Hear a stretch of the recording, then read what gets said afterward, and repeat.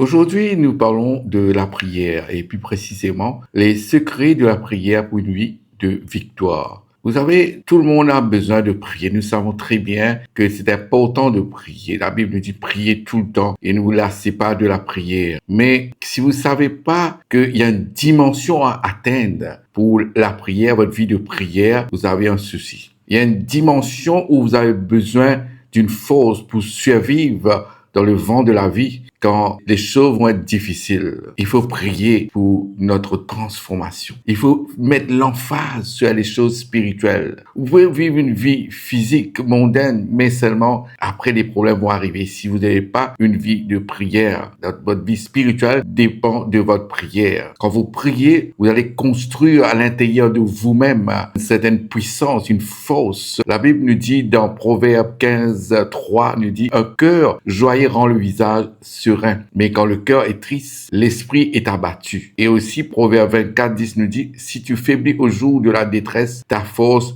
n'est que détresse. Mais il faut savoir que dans chaque personne, il ne faut pas regarder seulement votre vie aujourd'hui. Il faut savoir que les choses peuvent changer après. Les moments difficiles vont arriver. Et c'est là que la prière sert de quelque chose pour pouvoir construire, bâtir cette force. Et Luc chapitre 18 verset 1 nous dit Jésus les adressa une parole pour montrer qu'il faut toujours prier et ne point se lâcher. Dieu est en train de nous aviser, le Fils de Dieu, Jésus notre Seigneur, nous avise qu'il faut absolument qu'il faut toujours prier, ne pas se relâcher. Et ça, c'est important de comprendre que c'est Dieu lui-même nous dit de ne pas se relâcher. Parce que il peut y avoir un moment où vous allez relâcher. Il faut jamais arrêter. Et aussi parce que il y aura un moment où des moments difficiles, mais il y aura aussi un moment où ce sera encore plus difficile. On appelle ça le evil day, le jour mauvais. Éphésiens 6:13 nous dit, c'est pourquoi prenez toutes les armes de Dieu afin de pouvoir résister dans le mauvais jour et tenir ferme après avoir tout surmonté. Alors, vous voyez, il y a un mauvais jour et c'est là qu'il faut se préparer. Toute la prière que vous avez fait pendant tout ce temps-là, vous avez bâti quelque chose, une certaine puissance, une force à l'intérieur de vous. Parce que dans la vie de chaque personne, il y a une saison qu'on appelle ça le jour mauvais où ça va venir. Est-ce que vous allez pouvoir tenir? Et c'est comme si un genre de stratégie que vous avez. Vous savez déjà que vous êtes préparé pour ce moment difficile-là. Vous avez la force de pouvoir tenir. Comme disait la Bible, ceux qui ont bâti leur maison sur le roc vont pouvoir tenir, mais pas sur le sable. Alors c'est pour ça que la prière fait de nous, on a une maison, une demeure sur le roc. Ça va tenir. Tous ces personnages de la Bible, comme Élie,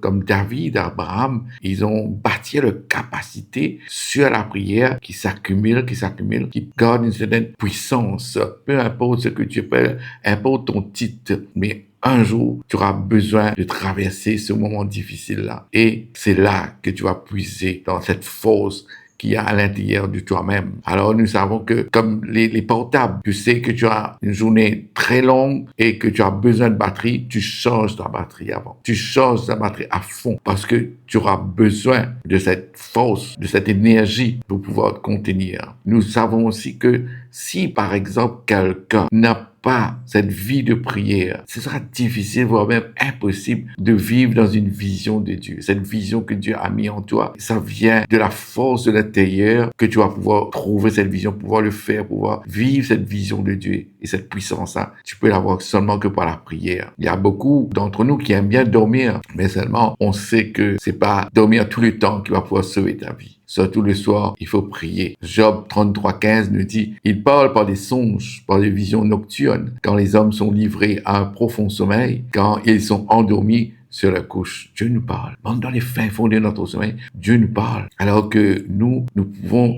passer notre temps à dormir, il y a des messages qui arrivent. Dieu nous fait savoir qu'il y a des choses qui arrivent, mais on n'est pas discipliné. On n'aime pas prier. Et là, on dort. Et c'est là qu'on ne sait pas, mais c'est des attaques spirituelles parce qu'on préfère dormir. Alors c'est pour ça que moi je dis aujourd'hui, il faut apprendre à gérer son temps, la journée et le soir aussi. Si tu es un homme de Dieu, alors il faut savoir que toutes ces personnes de l'église dépendent sur toi. Ta vie de prière, surtout le soir, va compter. Alors si tu passes ton temps à dormir, ce sera difficile parce que parfois on va crier, on va dire Alléluia, gloire à Dieu, le feu du Saint-Esprit, mais seulement à l'intérieur de toi-même, il n'y a pas cette force été bâti par la prière. Alors c'est pour ça que ta puissance intérieure dépend beaucoup de ta vie de prière. Parfois aussi, si par exemple tu vois que ta vie en ce moment, tu n'arrives pas à prier, ne laisse pas partir ta vie comme ça. Il faut trouver de l'aide. C'est pour ça dans beaucoup d'églises, ils ont comme si une équipe d'intercession. Tu as besoin de l'aide de l'autre. Même Jésus, dans le jardin de Gethsemane, il avait besoin de l'aide avant d'aller à la croix du Calvaire. Et il demandait à ses disciples, et les meilleurs,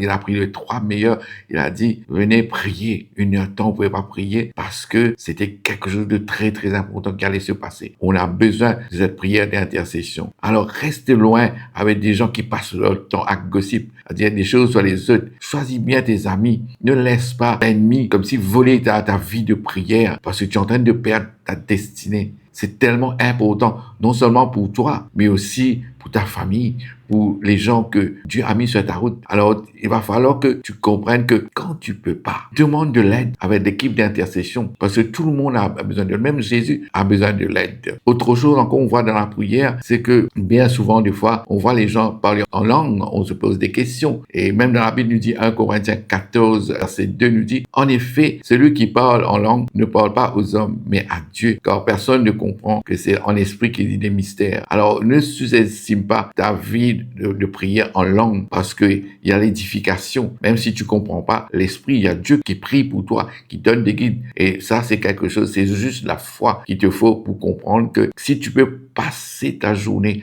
à prier en langue, c'est la prière. Ça aussi nous donne la force, comme si on a un batterie à l'intérieur, ça tente de charger cette batterie-là. Continue, n'arrête pas. Tant que tu peux prier en langue, ça aide. Et ton focus doit être Dieu. Par exemple, dans Éphésiens, chapitre 4, verset 31, nous dit que toute amertume, toute animosité, toute colère, toute clameur, toute calomnie et toute espèce de méchanceté disparaissent au milieu de vous. Parce que quand tu vas prier, tu vas essayer, mais tu n'arrives pas. Mais parfois, regarde, au fond de toi-même, il y a une certaine amertume, une certaine animosité, tu es en colère avec quelque chose. Tu vis dans l'âme, mon frère, ma soeur. Tu es trop dans l'âme. Parce que pour prier, il faut que tu vis dans ta vie spirituelle. Tu chiffres de l'âme pour aller dans le monde spirituel. Mais quand tu es toujours en colère, toujours dans cette amertume, tu n'arrives pas à te connecter. Donc ta batterie ne change pas. Tu peux prier toute la journée, mais au fond de toi-même, il y a l'amertume. Alors que tu es en train de risquer, prendre un risque pour ta vie, pour que Dieu puisse travailler en toi, il faut que tu arrives à te libérer de choses qu'il y a en toi. Libérer de cette chose qui t'empêche de venir vers Dieu. C'est ce qui t'empêche d'être connecté à Dieu parce que tu es trop dans la chair. Alléluia, gloire à Dieu. Voilà, on est arrivé à la fin de notre enseignement. On se voit pour une prochaine fois. Que Dieu te bénisse. Amen.